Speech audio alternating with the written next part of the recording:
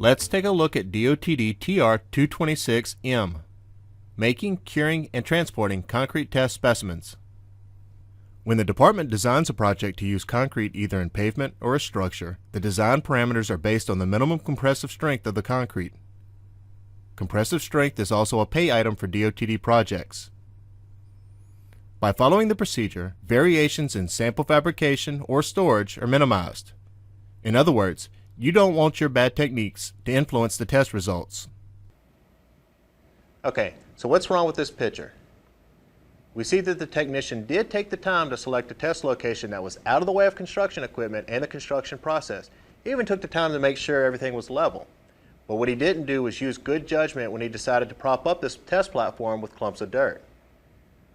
I wouldn't stand on this test box to run my test, would you? Also, just think if we were storing compressive strength specimen here overnight. What would happen if the dirt shifted? Crooked samples? Spilled concrete? Maybe. Like I said before, you don't want your bad decisions to affect the test results. Now before we can make compressive strength samples, we need to make sure that we have all the equipment necessary. We have our cylinder molds here, either 6x12 or 4x8, depending on the job. We have our standard tamping rod here. It's 5/8 inch diameter tamping rod. We have a rubber mallet to help consolidate the concrete. We have a way to identify the cylinders before we make them. We have our standard metal strike-off bar. And we need curing supplies, either plastic caps to put on top of the cylinder molds or plastic bags held in place with rubber bands. And to help us fill our molds, we need a standard concrete scoop, and to dampen all our work surfaces, source of water, clean water. Now that we've verified that we had all the equipment necessary to make compressive strength samples, what we want to do is take a marker and identify our molds of our samples.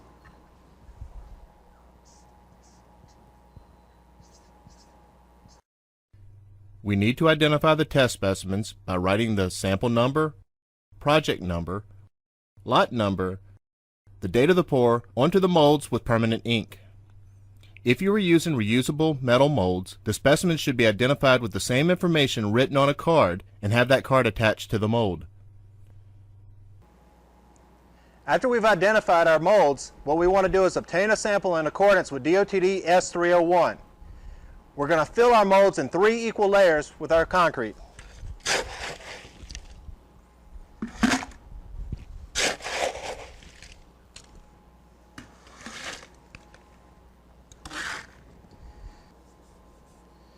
Now with my standard 5/8 inch diameter tamping rod, I'm going to rod each layer 25 times.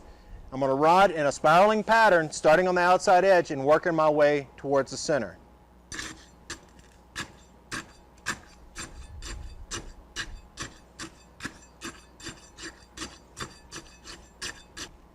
After each layer, I'm going to use my rubber mallet or the palm of my hand and try to dislodge any large pockets of air.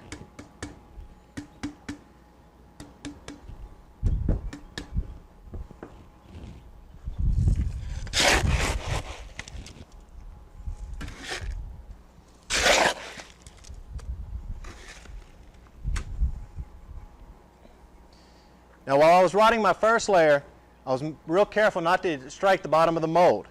Now on these next 2 layers, what I'm going to do is penetrate the underlying layer slightly.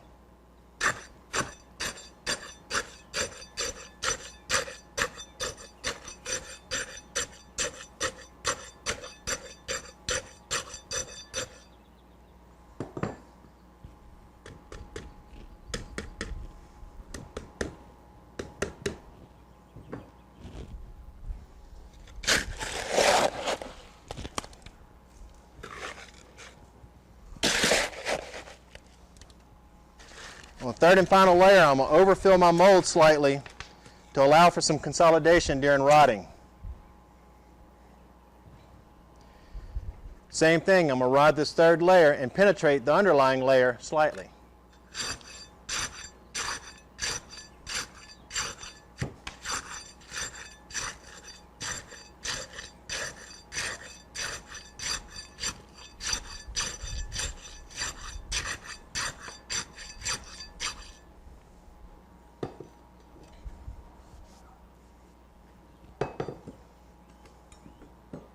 And once again, with my rubber mallet, I'm going to dislodge any local pockets of air.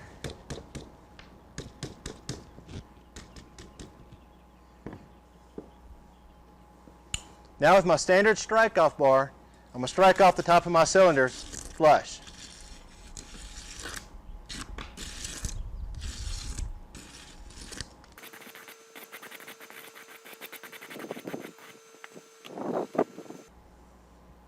After smoothing off the top of my sample, I'm going to use my polyethylene bag here, my plastic bag, to cover the sample. Try to be real careful and not to touch the concrete with the plastic bag. I'm going to slide up my rubber band to hold it in place. Now what we'll do is we'll leave the samples undisturbed for the first 20 hours before we move them. Make sure that the specimen storage location is out of the way of construction equipment and processes.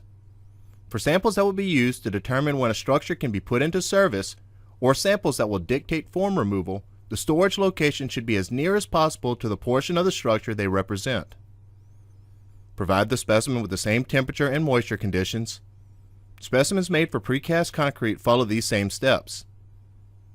On the day of testing for field cured samples, or after the 20-hour initial cure period for standard compressive strength specimen, transport the test specimens while they are still in the molds and still covered. A proper transport box should be used to protect the specimen from damage while transporting.